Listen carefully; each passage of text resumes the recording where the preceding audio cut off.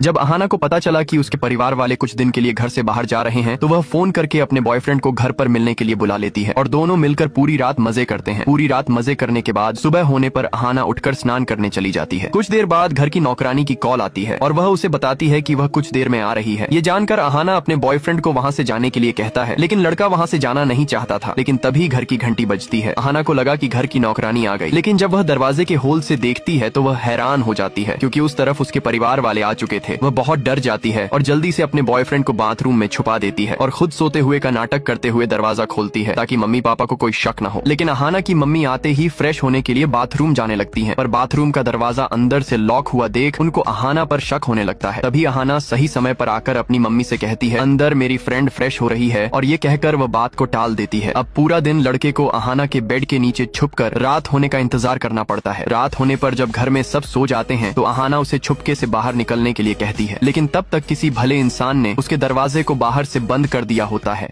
अहाना के कॉल करके बुलाने पर लड़का उससे मिलने उसके घर तो आ जाता है, लेकिन देश में बढ़ रही कोरोना महामारी के कारण वह वहीं पर फंस जाता है क्योंकि लड़की के साथ उसके पूरे परिवार वाले को 14 दिनों के लिए कॉलोनी वालों ने क्वारंटीन में भेज दिया था और उस घर को बाहर से ताला लगा दिया था। इसका मतलब अब लड़के को 14 दिनों तक उसी घर में रहना होगा। लड़का जैसे तैसे करके 14 दिन वहाँ गुजार लेता है। 14 दिन बाद जब अहाना घर आती है तो वह खुश होने के बजाय बहुत परेशान थी। जब लड़का परेशान होने की वजह पूछता है तो अहाना बताती है कि वह प्रेग्नेंट है। यह सुनकर वह भी परेशान हो जाता है, लेकिन वह अहाना से पूछता है, ये कैसे हो सकता है? हमने तो सिर्फ एक बार किया था और उस दिन भी मैंने प्रोटेक्शन यूज किया था, तो तुम प्रेग्नेंट कैसे हो सकती हो? हर्ष के ऐसे बोलने पर अहाना बहुत नाराज हो जाती है क्योंकि उसे लगा था कि वो दोनों मिलकर इस समस्या का हल निकाल लेंगे, पर हर्ष तो उल्टा उस पर ही शक कर रहा था। इसलिए अब अहाना उसे अपने घर से बाहर निकलने के लिए कहती है। इतने में अहाना के मम्मी पापा उसे देख लेते हैं, जिससे वे सब भी हैरान हो जाते हैं और अहाना से पूछते हैं, ये लड़का कौन है और ये यहाँ क्या कर रहा है? इतना पूछते ही अहाना रोने लगती है और हिम्मत करके सारी बातें अपने मम्मी पापा को बता देती है। अहाना के पेरेंट्स लड़के को बिना कुछ कहे वहाँ से निकल जाने के लिए कह देते हैं। उस दिन के बाद लड़का पूरी तरह से उदास रहने लगता है। उसे इस बात की भी चिंता हो रही थी कि अहाना अपने परिवार का सामना कैसे कर रही होगी। अब हर्ष को ऐसी हालत में देख उसकी मम्मी भी परेशान होने लगती है, इसलिए वह हर्ष के दोस्त को कॉल करके पता करती है कि आखिर बात क्या है। तब उसे अहाना और उसकी प्रेगनेंसी के बारे में पता चलता है। पहले तो उसे भी बहुत गुस्सा आता है, लेकिन बाद में वह हर्ष को लेकर अहाना के घर आ जाती है और अहाना के पापा से बात करके शादी के लिए मना लेती है। फिर कुछ महीनों के बाद हम देखते हैं कि उसे एक बेटी हुई है और वह खुश है।